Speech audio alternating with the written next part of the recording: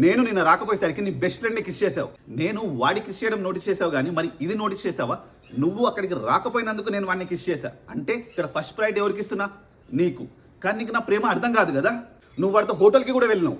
అవును వెళ్ళాను, నీ ఇజ్జత్ కాపాడడానికి. అదెట్లా? నీకు తెలుసు కదా హోటల్స్లో సీక్రెట్ కెమెరాస్ పెడుతున్నారని. ఎంఎంఎస్ వైరల్ అయిపోతాయి. నాకు అసలు నీతోనే వెళ్ళాలని ఉంది, కానీ ఎక్కడ మనం వెళ్ళాక ఎంఎంఎస్ వైరల్ అయిపోయి నీ ఇజ్జత్ పోతుందేమో అని ఆగిపోయా. అందుకే వాడిని తీసుకెళ్ళా. ఒకవేళ ఎంఎంఎస్ వైరల్ అయిపోయినా వాడి ఇజ్జత్ పోతుంది, అప్పుడు నువ్వు సేఫ్ అవుతావని. కానీ నీకు నా ప్రేమ అస్సలు అర్థం కాదు. నువ్వు పెళ్లి కూడా నాతో కాకుండా వారితో చేసుకున్నావు. నీ గురించి మీ ఫ్యామిలీ గురించి ఆలోచించి అలా చేశా. ఇప్పుడు అదెట్లా?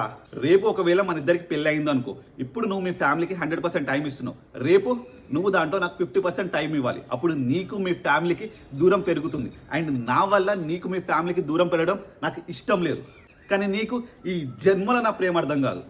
సరే అన్నీ అర్థం చేసుకున్నా, మరి పిల్లల్ని నాతో కనుక్కున్నా వాడితో ఎందుకన్నావు? ఎందుకంటే నాకు తెలుసు ప్రజెంట్ నీకు మీ చెల్లి, ఇల్లు, కెరియర్ అనే బాధ్యతలు చాలా ఉన్నాయి. అలాంటప్పుడు నేను పిల్లల బాధ్యత కూడా నీకే ఇస్తాను ఎలా అనుకున్నావు? అంటే అంత చీప్ క్యారెక్టర్ అనుకుంటున్నావు నన్ను? అందుకే ఏ బాధ్యత లేని వాడికి ఆ బాధ్యతను ఇచ్చాను. కానీ నీకు నా ప్రేమ అర్థం కాదు. అనవసరంగా నేనే పిచ్చిదాలని నీ గురించి ఆలోచిస్తున్నా. ఇంకా బాయ్.